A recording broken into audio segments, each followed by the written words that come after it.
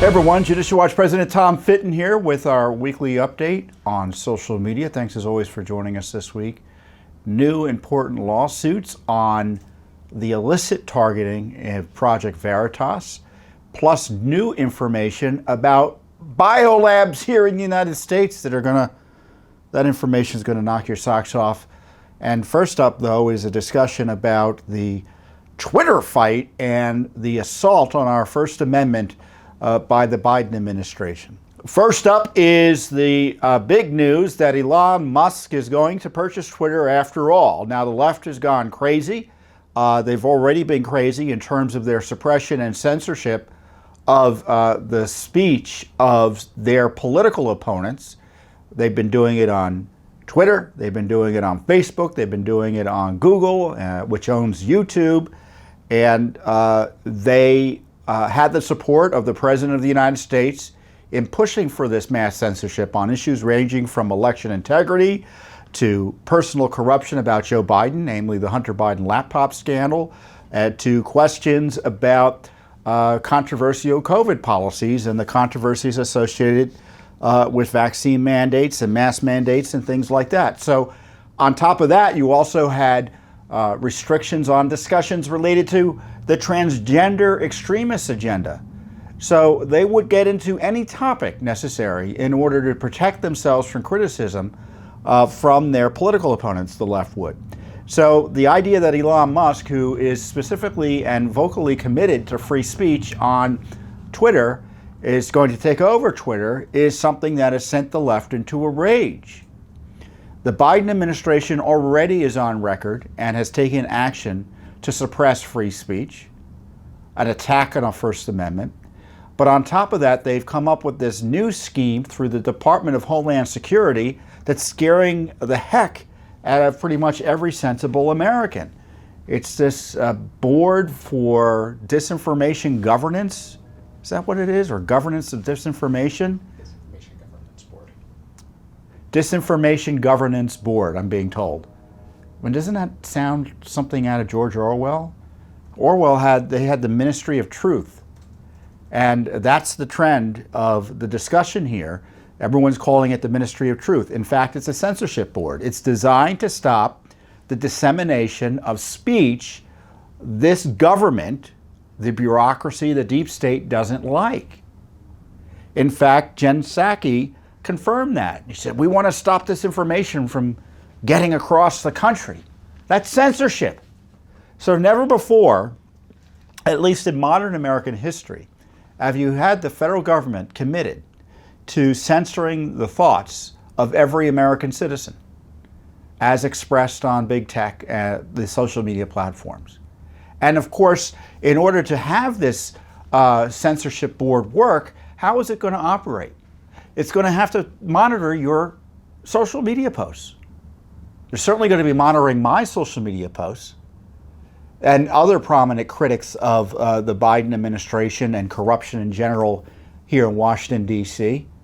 And sure enough, Elon Musk makes this announcement, or the announcement's made about Musk's purchase of Twitter. Within 2 days, the Biden administration announces this outrageous, as Senator Hawley called it, monstrosity attacking our First Amendment rights. And the left is calling for widespread government regulation of content on social media. They want to monitor and censor you, dear Americans. You. And thankfully, Elon Musk, and as I said before, I don't know what his politics are generally speaking. He said he, for instance, supported Obama, and that the Democratic Party, as far as he's concerned, has gone way to the left of him. But the point is that there are people like Elon Musk who may have liberal views on many issues, but there's a difference between liberalism, I think it's fair to say, and this sort of extreme leftism, the totalitarian communism that's on the rise in our nation.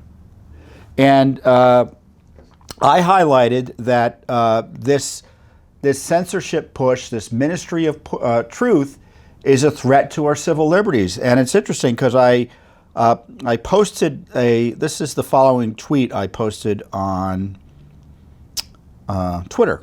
So Ministry of Truth was trending for obvious reasons on Twitter. And trending means a lot of people are tweeting about it, and Twitter makes note of that on the platform.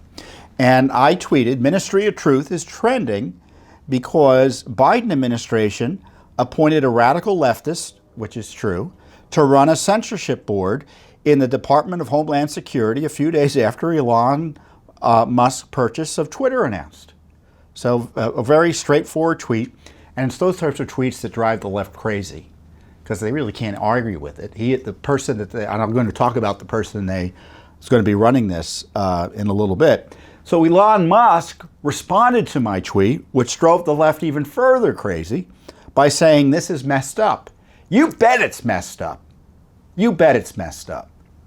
And who's the person that they've going to have run this censorship board? Her name is Nina Jankowicz, and she's a radical leftist. She's kind of an unusual person, to put it nicely.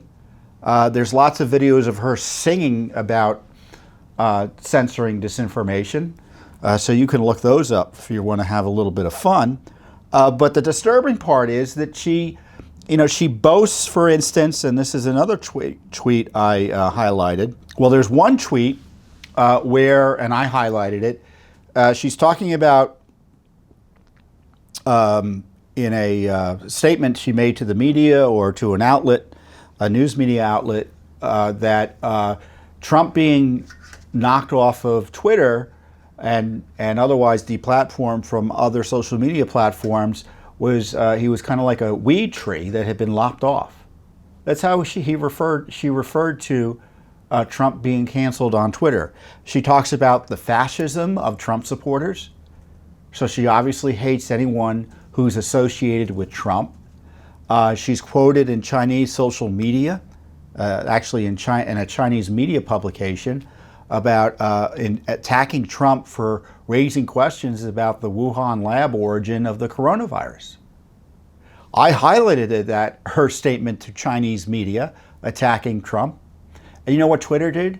They suppressed it because they said I was linking to a Chinese state media site. I mean, that's the irony of what Twitter's doing. They're censoring my tweet about the top official in the Biden administration who's going to be censoring us. A statement that she made to China-controlled media.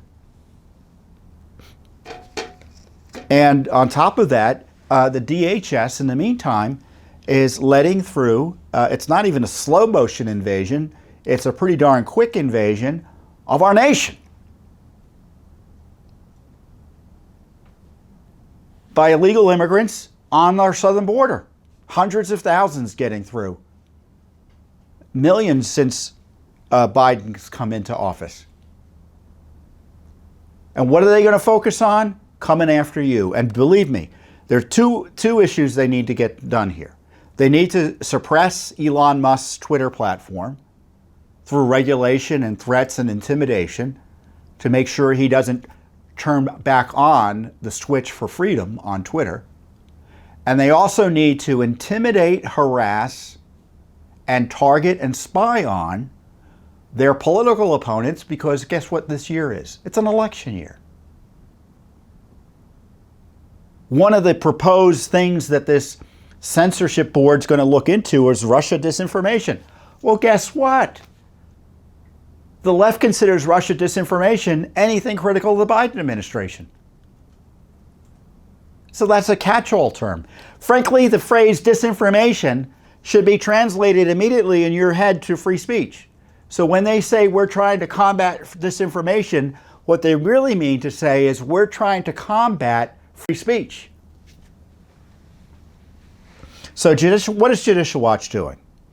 Well, we've already uncovered previously, because we know how this game works, because we've been victimized. I've been directly censored as a result of government intervention with big tech. Judicial Watch has been directly censored as a result of government intervention with big tech. We have the documents. State agencies who didn't like what we were saying about election integrity and calling them out for their failures to clean up election rolls and such, they got YouTube to take down one of our videos, specifically. It's California. Even Iowa, which is run by Republicans, went after us. So this is a bipartisan issue. I mean, you've heard about Speaker McCarthy this week. Joke, and he's not Speaker yet, that's right. Minority Leader McCarthy, shortly after 1/6, he was caught on tape talking about conservative Republicans he didn't like, and I don't know if he was joking or not, but he was seemingly pretty direct in saying, I wonder if Twitter could take down their accounts too. So don't think it's just Democrats who want to suppress speech.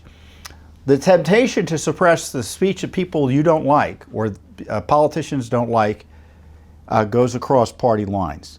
But let's be clear here. The Democratic Party, unfortunately, and I try not to be partisan here because that's not what Judicial Watch does, but it's a factual analysis, is that the Democratic Party has made it a core element of its governing strategy, and the Biden administration specifically, with the support of Congress, to regulate and censor our speech.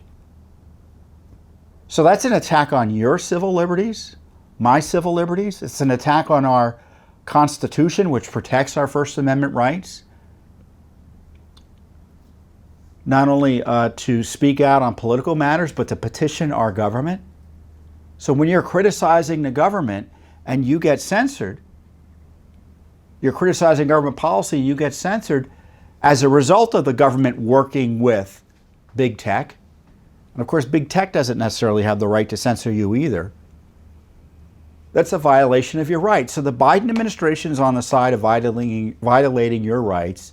They're going after Elon Musk, and you can bet they're going to continue to try to escalate the censorship because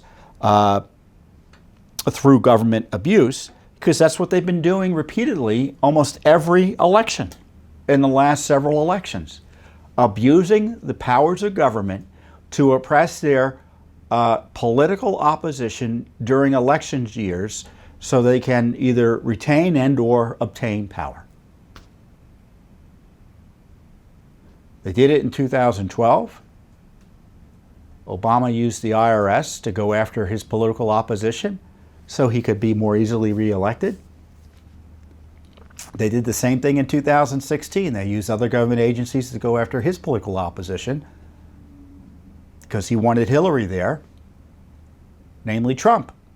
Hence the Russia spies and the illegal Russia Spygate smears and the illegal spying on Trump.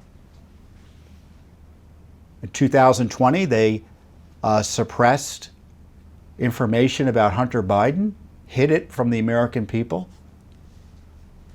changed the rules in a way that was unlawful and anti-constitutional.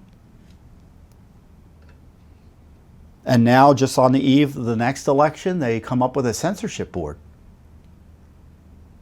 run by a left-wing extremist who's partisan. I mean, and she's not only partisan, it's like this crazed government, we got to do what the government wants. So when the government was against wearing masks, this person who is going to be running the censorship board was all on board suppressing ads promoting masks, or at least the purchases of masks.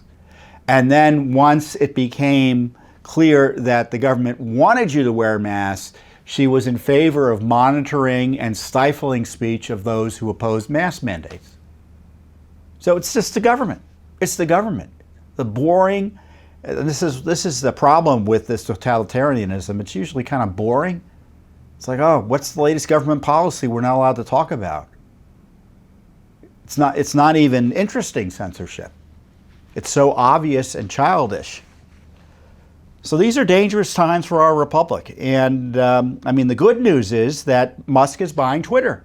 The good news is he has a seeming commitment to free speech, which should be encouraged. The good news is the left sees this as a strategic threat to their efforts to control big tech, and thereby control our speech. So Judicial Watch has launched Freedom of Information Act request already I think it was announced, when was this deal announced? When was this? It was announced on Wednesday. We got FOIAs out immediately on Wednesday and Thursday for records about this unprecedented censorship board put in place by the Biden gang. So I'll let you know what we find. There's going to be more coming. There's going to be more censorship coming. I encourage you, if you're not, and I've always said this, you shouldn't leave these platforms even if they are unfriendly. And what I think is very interesting, and I encourage you to follow Judicial Watch on Twitter and participate in the conversation on Twitter in addition to other social media, if that's your cup of tea. I know some people don't like doing social media generally, so I don't want to make you do it if you don't like it. But after Musk it was announced that Musk was taking over Twitter, all of a sudden, the major conservatives on Twitter, all their accounts got huge bumps in followers. Now, I'm a major voice on Twitter. I had just before this, it was 1.29 million followers. And I used to have around 1.4 million, but Twitter purged all of about 225,000 of my followers when they knocked Trump off. So it was the great purge of conservatives that time. And so I've been slowly building them up since I've been back on Twitter. And just the last few days, I think I got 100,000 more followers. So I'm now at 1.4 million. That takes typically 3 to 4 months to get 100,000 followers, new followers on Twitter. And I got those in 3 days, which suggests to me that Twitter being taken over by Musk resulted in something happening at Twitter that turned off suppression of conservative accounts and our followers. And it's not just me who had big bumps. Every major conservative voice on Twitter had big bumps. I know the Judicial Watch account had a big bump. I don't think it was as big as mine. And some of the Fox News people and, other big conservatives on Twitter. Because, there aren't that many. There aren't that many. And so we are winning. At least this week we're winning, right? But as you can see, there's a big counterattack. The Ministry of Truth by Joe Biden. And we're not going to stand for it. We're obviously doing the FOIAs, and we're going to research other legal means to try to protect our First Amendment rights. Well, and in addition to the First Amendment protecting free speech, it protects the rights of a free press. And the left media has interpreted that to mean that there can be no criticism of the media, which of course is bunk. But on the other hand, the left has never thought the First Amendment is something that should be applied to its political opposition, especially the components of the political opposition that is pursuing journalism.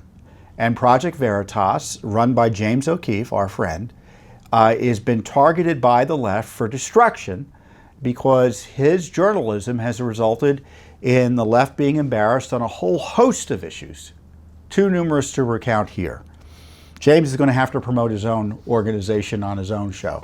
But they've done some great work exposing some election fraud issues, exposing Acorn back in the day. Remember Acorn and the census and all of that, which was, Acorn was a radical left group that we were giving tax money to. And that money was being abused, and they were doing things that were contrary to law, it looked like. And more recently, he's also exposed Pfizer, he's exposed Twitter, he's exposed big tech lies, he's exposed media lies. So he is a thorn in the side because of his intrepid undercover journalism. So what has the left done? They've tried to put him in jail. Actually, they prosecuted him once. And more recently, the FBI raided James's home, allegedly to investigate the handling of Ashley Biden's diary.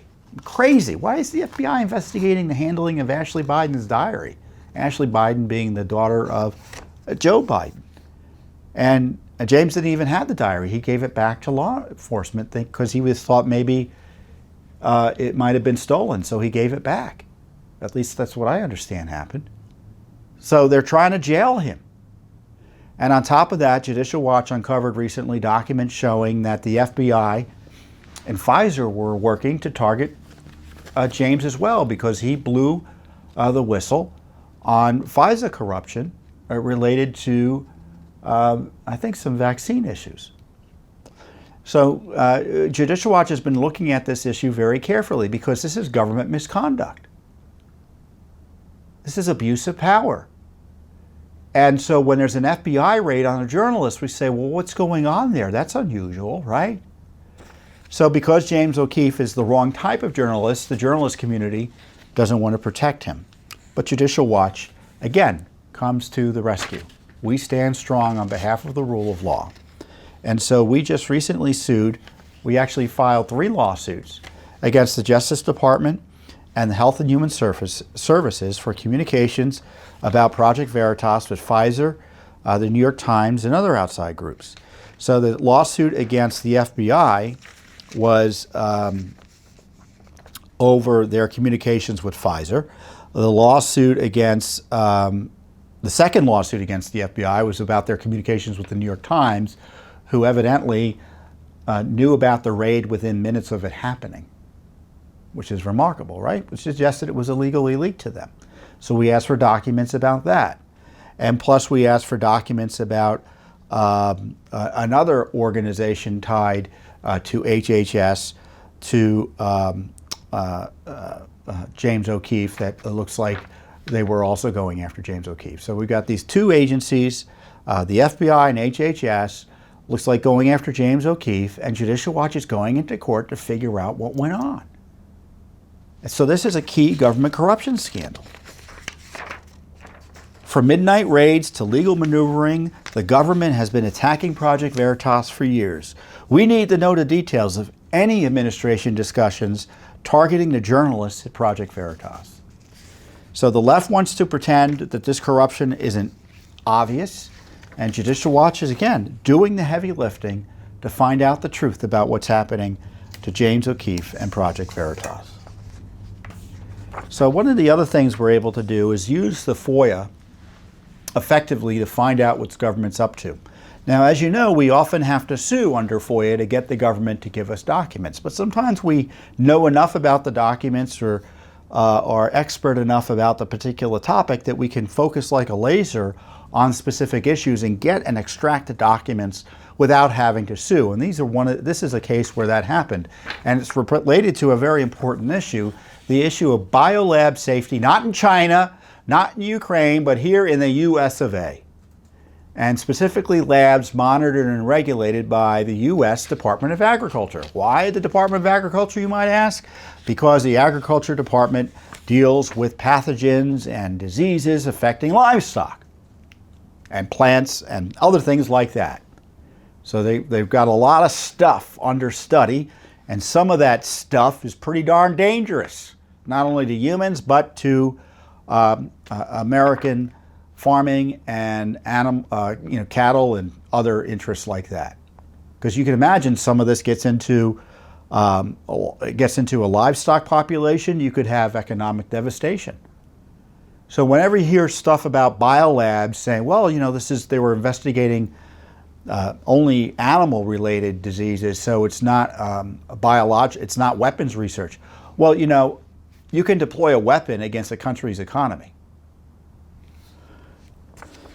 So what's the concern about the issues here in the U.S. homeland is that we've got BioLab safety issues here at home. And Judicial Watch was unable to uncover, through just 25 pages of records, heavily redacted. We don't know the labs that are causing the issues.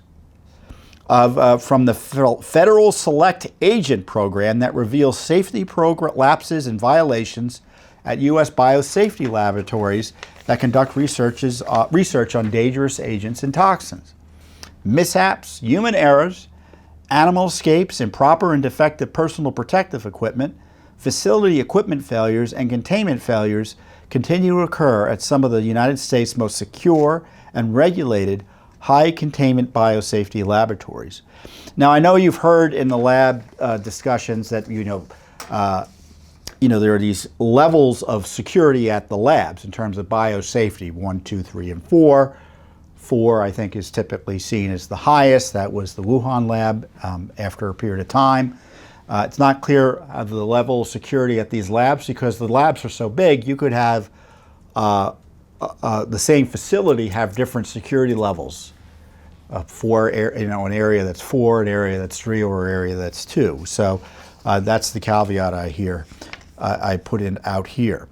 So this Select Agent Program is jointly comprised of the Centers for Disease Control and Prevention, of the Division of Select Agents and Toxins, and the Animal and Plant Health Inspection Service, Division of Agriculture Select Agents and Toxins.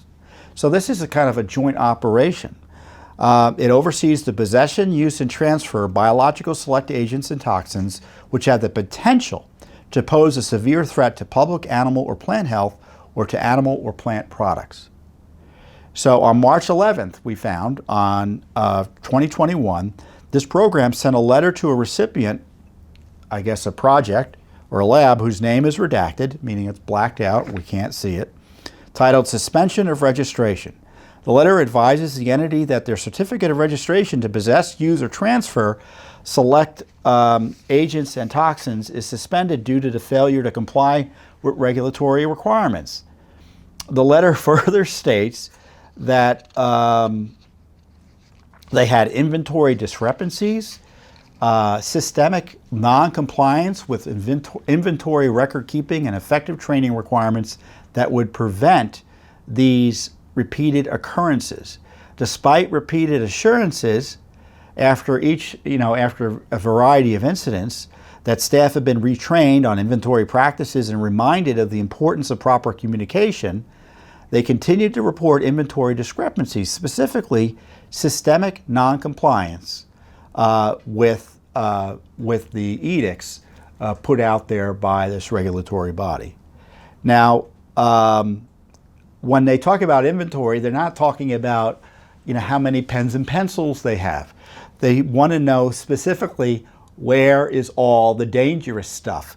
They call it a vial by vial inventory. I mean, it sounds pretty scary, doesn't it? And the document also shows that if the certificate of registration was revoked, they'd have to destroy all the sensitive biologic materials there. So this is deadly serious work and issues. So this is the issue. You can imagine some of the operational failures at these labs are almost inevitable. Someone sticks himself with a needle accidentally and gets sick. Or that happens repeatedly. Some people get sick, some people don't get sick. Sort of things that something that where an accident happens and there's nothing that you can do about it other than hope it doesn't happen again and better train people.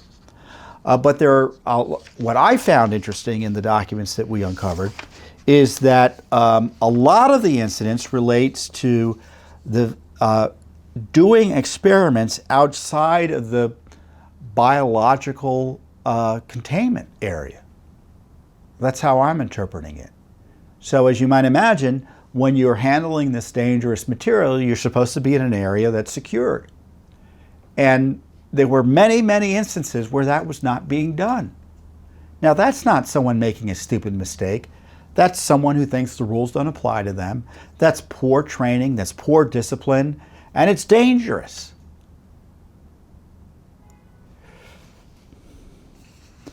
I tell you, if I'm the Chinese and I'm looking at this, I'd be like, oh, well, maybe the virus got out of a U.S. lab. I mean, I'm being only half sarcastic there. Listen to this, a report dated July 6, 2020. This is the title. Report to Congress, notifications of theft, loss, or release of select agents and toxins for calendar year 2019. And this is what the report says.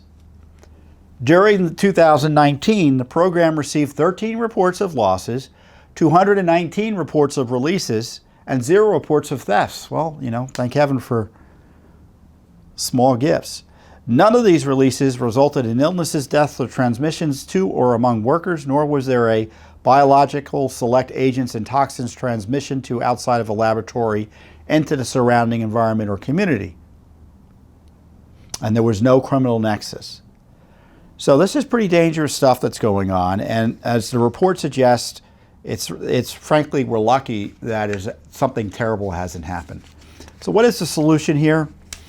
Well, it seems to me that we got to be more discriminatory about what we support as federal taxpayers in terms of this research. Is the research so inherently dangerous that they shouldn't do it, and that the benefits outweigh the risks? I mean, that was the issue with the support of taxpayer support of the Wuhan lab.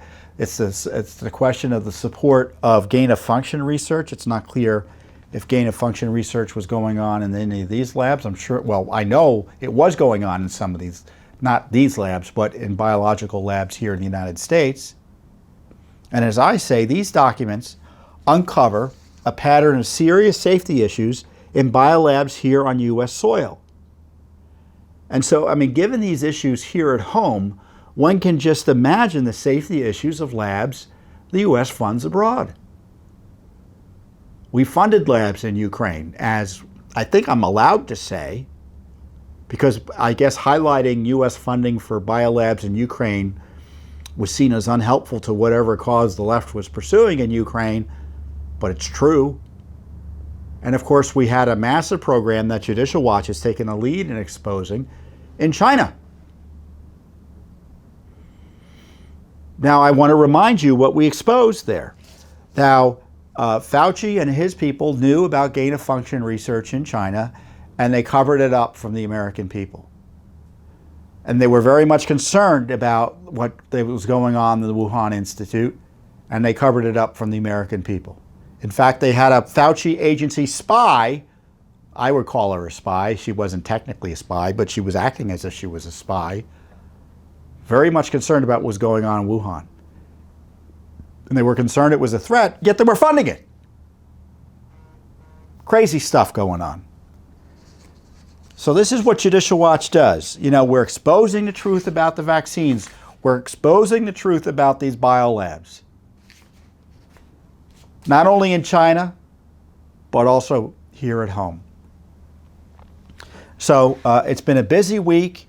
We got more coming next week. We have material about the vaccines coming out next week that's going to be shocking to you, and a whole host of additional lawsuits and disclosures. It's kind of like lined up at an airport. We've got a lot of planes ready to take off.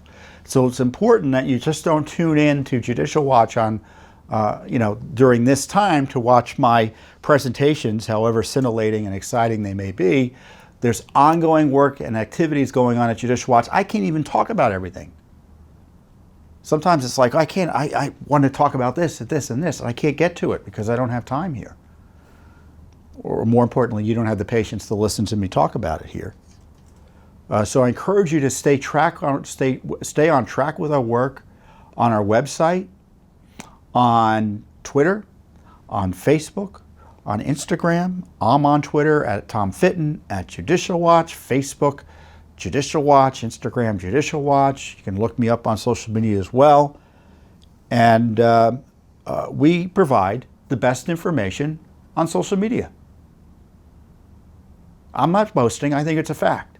So our educational work is second to none in telling the American people what their government is up to and holding the government accountable. And we only do it with your support. So I encourage you not only to follow Judicial Watch and share our work and our educational materials and documents, but I also encourage you to support our work by giving us a donation at judicialwatch.org, judicialwatch.org.